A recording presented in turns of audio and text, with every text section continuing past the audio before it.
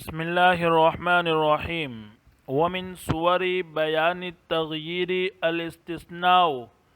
اور تغییر کی صورتوں میں سے ایک استثناء ہے۔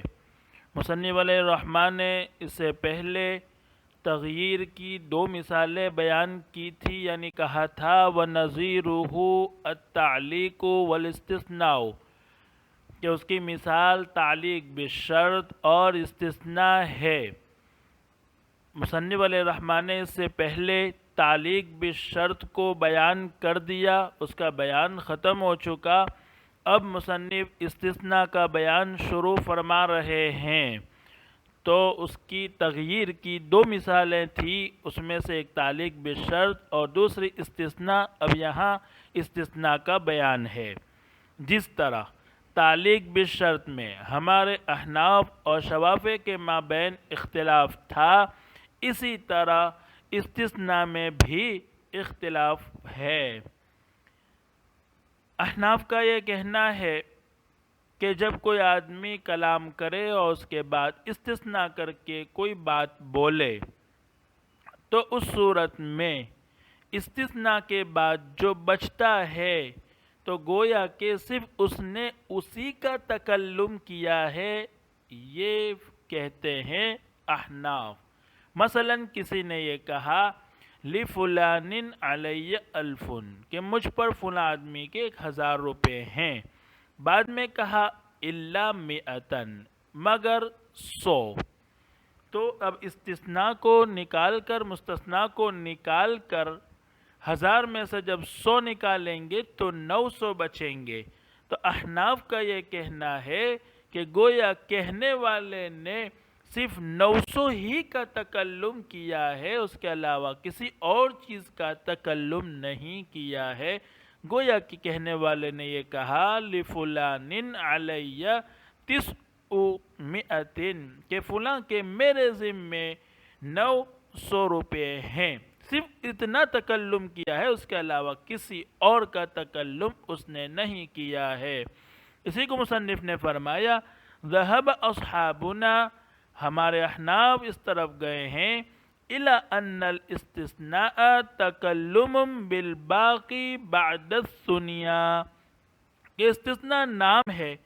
استثناء کے بعد بچے ہوئے کے تکلم کا۔ جیسے 1000 میں سے 900 بچے تو اس نے صرف 900 کا تکلم کیا۔ كَأَنَّهُ لَمْ يَتَكَلَّمْ إِلَّا بِمَا بَقِيَ، گویا کہ اس نے استثناء کے بعد بچے ہوئے کا ہی تکلم کیا، یعنی وہ 900 ہی بولا، وہ 1000 بولا ہی نہیں، یہ کہتے ہیں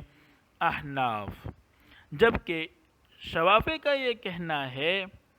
کہ صدر کلام وہی حکم کی علت بنتا ہے۔ جیسے اس نے کہا لِفُلَانٍ عَلَيَّ أَلْفٌ، کہ فلاں کے میرے ذمے 1000 روپے ہیں، تو یہی کلام 1000 روپے ثابت کرنے کا، 1000 روپے کو واجب کرتے ہیں۔ مگر بات یہ ہے کہ آگے جو استثناء آ رہا ہے إِلَّا مِئَةً، مگر 100، تو اس استثناء نے 100 میں عمل کرنے سے روک دیا، یعنی 1000 میں سے 100 میں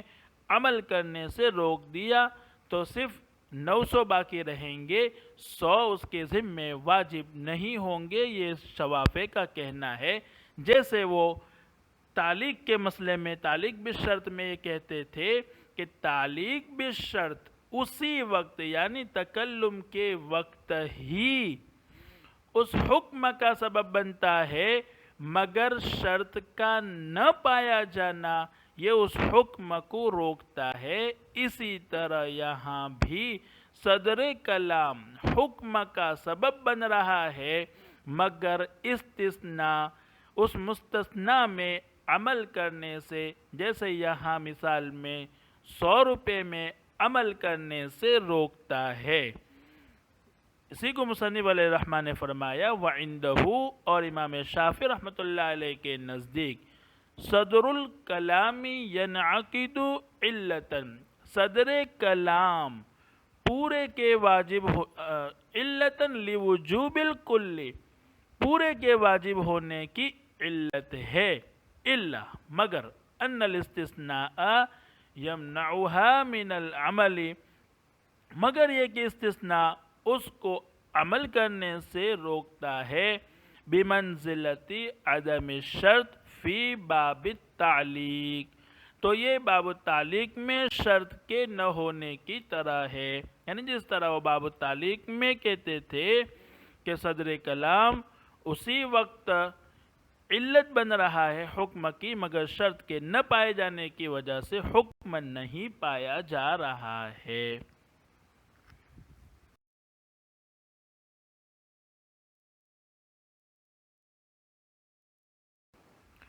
ومثال هذا في قوله صلی اللہ علیہ وسلم لا تبيعوا الطعام بالطعام الا سواء بسواء، اس کی مثال یعنی احناف و شوافیہ کے مابین استثناء میں جو اختلاف ہے اس کا ثمرہ جو ظاہر ہوگا، اس ثمرہ ظاہر ہونے کی مثال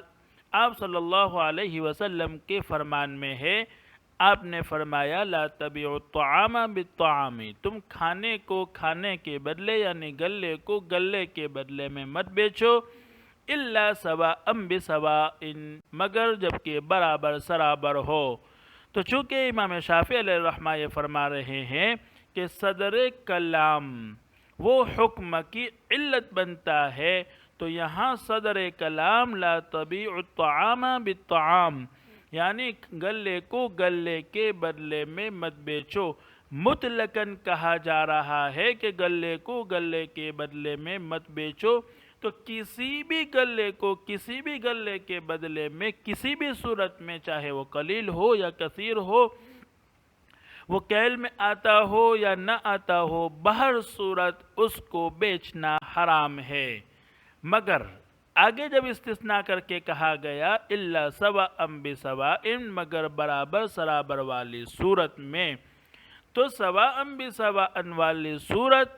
اس ما قبل یعنی صدر کلام سے یہ صورت بہرحال خارج ہو گئی، مستثنی ہو گئی، یعنی جب گلہ برابر سرابر ہو، ادھر بھی برابر ہو ادھر بھی برابر ہو،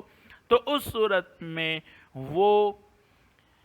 حرمت کے تحت داخل نہیں ہوگی، بلکہ اس کو بیچنا حلال اور جائز ہوگا۔ یہ امام شافعی علیہ الرحمہ فرما رہے ہیں۔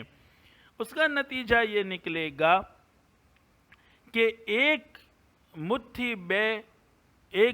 گلے کی بے دو مٹھی گلے کے بدلے میں بیچنا جائز نہیں ہوگا، اس لیے کہ یہ سواء بسواء کے تحت داخل نہیں ہے، اور وہ مستثنی منہ میں داخل ہے، یعنی وہ حرمت کے تحت داخل ہوگی اور رہے گی، یعنی اس کی بے ایک مٹھی کی بے دو مٹھی کے بدلے میں بیچنا جائز نہیں ہوگا، صدر کلام یعنی لا تبیع الطعام بالطعام کی وجہ سے، یہ امام شافعی علیہ الرحمہ فرماتے ہیں۔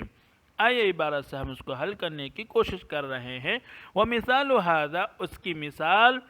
فی قولہ صلی اللہ علیہ وسلم، آپ صلی اللہ علیہ وسلم کے فرمان میں ہے لا تبیع الطعام بالطعام،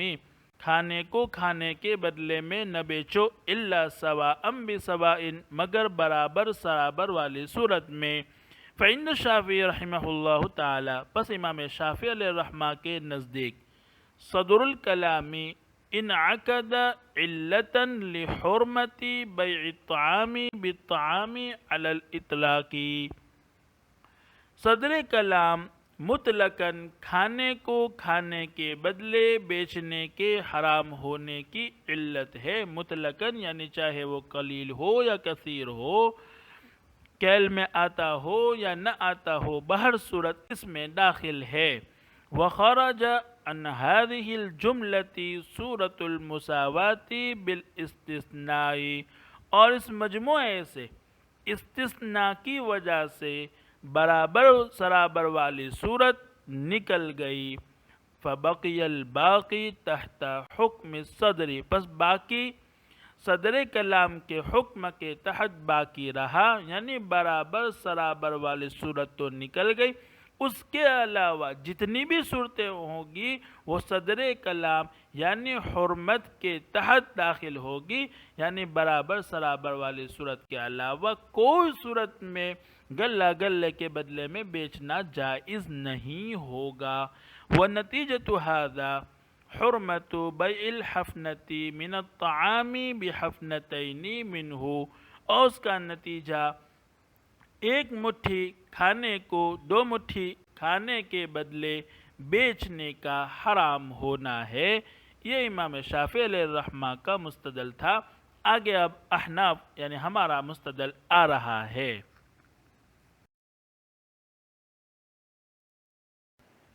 وَعِنْدَنَا بَيْعُ الْحَفْنَةِ لَا يَدْخُلُ تَحْتَ حُکْمِ النَّصِّ۔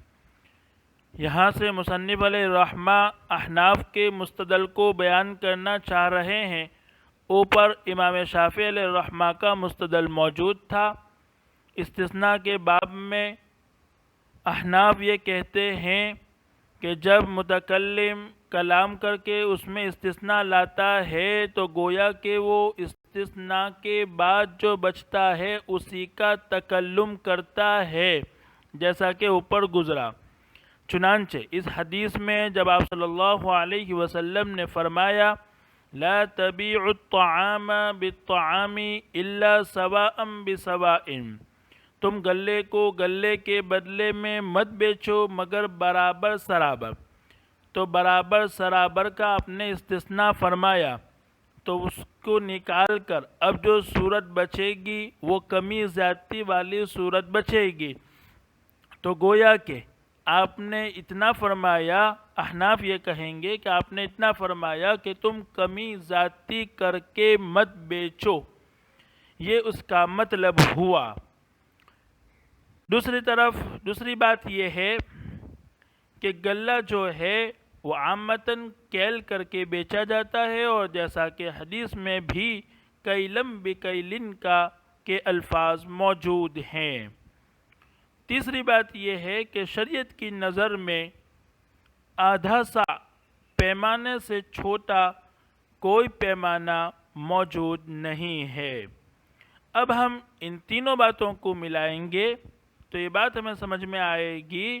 کہ آدھے سا تک تو آدمی مکلف ہے، یعنی آدھا سا ہو یا آدھے سا سے زیادہ ہو تب تو آدمی مکلف ہے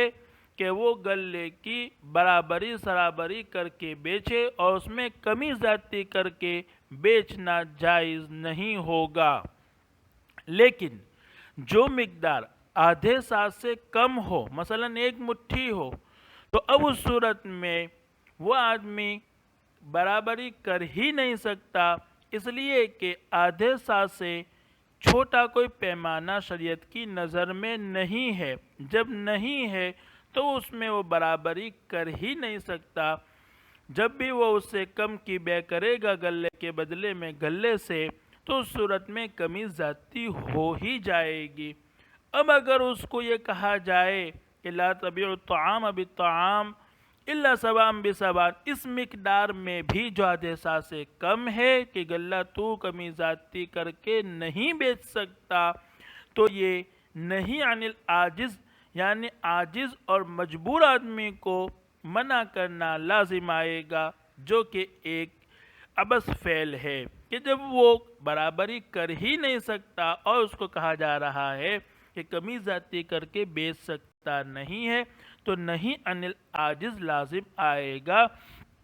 اس لیے احناف یہ کہتے ہیں کہ آدھے سا سے کم ہو اس میں برابری سرابری ضروری نہیں ہے، کہ جب وہ کر ہی نہیں سکتا تو برابری سرابری ضروری نہیں۔ جب برابری سرابری کرنا ضروری نہیں ہے تو 1 مٹھی گلے کی بے 2 مٹھی کے بدلے میں بیچنا اس کے لیے جائز ہوگا۔ آئیے عبارت دیکھتے ہیں۔ وَعِنْدَنَا بَيْعُ الْحَفْنَةِ لَا يَدْخُلُ تَحْتَ حُکْمِ النَّصِّ، اور ہمارے نزدیک 1 مٹھی کھانے کی بے حدیث کے حکم کے تحت داخل نہیں ہے، لِأَنَّ الْمُرَادَ بِالنَّهْيِ يَتَقَيَّدُ بِصُورَةِ بَيْعٍ، यतमक्कनु अब्दु मिन इस्बात तसावी व तफादुली फीही, इसलिए कि नहीं की मुराद बे की उस सूरत के साथ मुक़य्यद है जिसमें बंदा बराबरी और कमी ज़्यादती करने पर कादिर हो, कई ला युअद्दी इला नहियल आजिज़, ताकि ये आजिज़ को नहीं करना लाजिम न आए। और आदमी बराबरी और कमी ज़्यादती करने पर कादिर आधे सा तक है, इसलिए कि शरीयत की नज़र में सबसे छोटा पैमाना आधा सा है। फमा ला यदखुलु तहतल मियारिल मुसव्वा काना खारिजन अन क़ज़ियतिल हदीस, बस खाने की जो मिकदार बराबरी वाले मेयार के तहत दाखिल न हो वह हदीस के हुक्म से खारिज होगी। इसलिए हम ये कहेंगे कि एक मुट्ठी की बे 2 मुट्ठी के बदले में बेचना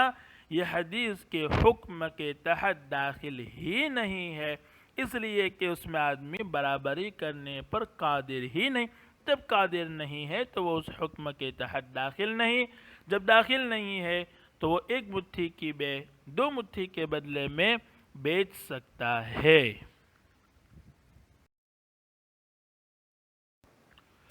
वमिन सुवरी बयान तग़यीर, यहाँ से मुसन्निफ़ अलैहिर्रहमा तग़यीर की कुछ और मिसालें बयान फरमा रहे हैं। पहली मिसाल बयान फरमाई कि किसी ने कहा लिफुलानिन अलैया अल्फुन, और बाद में कहा साथ ही में वदीअतन। तो जब उसने कहा लिफुलानिन अलैया अल्फुन कि फ़लाँ आदमी के मेरे ज़िम्मे 1000 रुपये हैं, और लफ्ज़ अला का उसने इस्तेमाल किया, और लफ्ज़ अला जैसे हमने पहले पढ़ा वजूब के लिए आता है, तो उसका मतलब ये हुआ कि उसके ज़िम्मे फ़लाँ आदमी का कर्ज़ है, इसलिए कि अला वजूब को साबित करता है और कर्ज़ वाजिब होता है। लेकिन साथ ही में उसने वदीअतन का ज़िक्र किया, तो वो अब कर्ज़ा नहीं होगा बल्कि वदीअत और अमानत की तरफ फिर गया ये कलाम। तो ये वदीअतन बयान तग़यीर है कि पहले कलाम से एक बात जो उसके ज़ाहिरी माना है वो समझ में आ रहे थे, उसने वदीअतन कहकर उस कलाम को फेर दिया।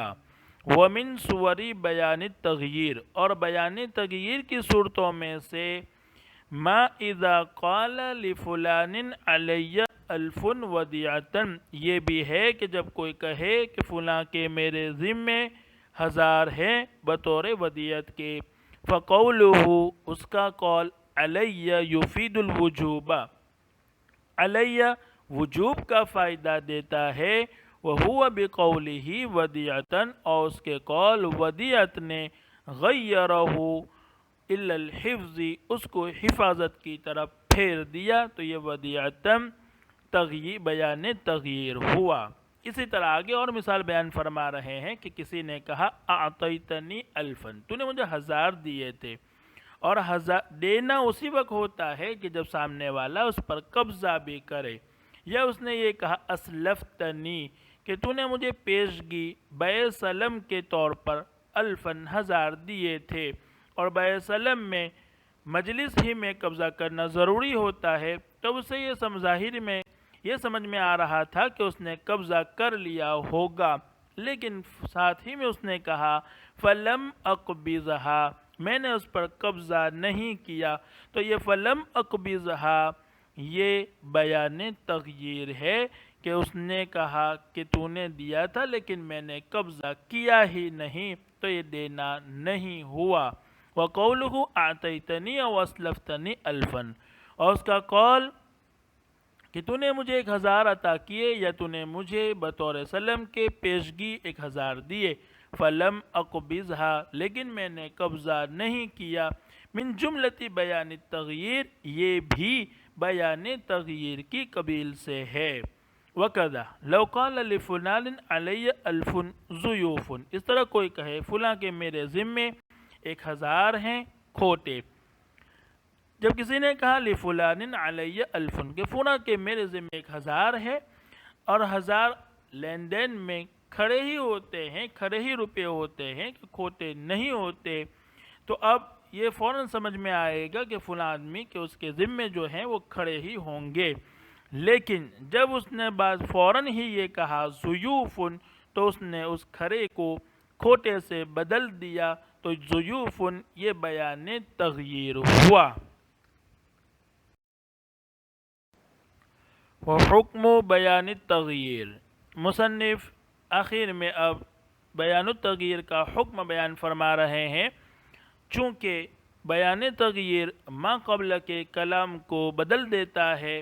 اس لیے اگر وہ بعد والا کلام موصولاً بالکل پہلے کلام سے ملا ہوا ہو تب تو صحیح ہے، اور اگر الگ ہوگا تو پھر اس صورت میں وہ صحیح نہیں ہوگا۔ حکم بیان التغییر، اور بیان تغییر کا حکم یہ ہے انہو یصح موصولاً کہ وہ موصولاً تو صحیح ہے، ولا یصح مفصولاً اور مفصولاً صحیح نہیں ہے۔ ثم بعد هذا مسائل اختلف فيها العلماء، مصنف بیان فرما رہے ہیں کہ کچھ مسائل ایسے ہیں جن میں علماء کا اختلاف ہے۔ کچھ لوگ کہتے ہیں کہ یہ بیان تغییر کی قبیل سے ہے، تو کچھ لوگ یہ کہتے ہیں کہ نہیں، بیان تغییر نہیں ہے بلکہ بیان تبدیل کی قبیل سے ہے۔ اگر وہ جو لوگ یہ کہتے ہیں ان مسائل کو کہ وہ بیان تغییر کی قبیل سے ہے، وہ یہ کہیں گے کہ اگر ما بعد کے کلام کو اگر ما قبل کے کلام کے ساتھ ملا کر بولتا ہے تو اس صورت میں اس کا ملا کر بولنا صحیح ہوگا، چونکہ وہ بیان التغییر کے قبیل سے ہے، اور مفصولاً ہو، الگ ہو، تو وہ بھی کہیں گے کہ وہ صحیح نہیں ہے۔ جبکہ ان مسائل کو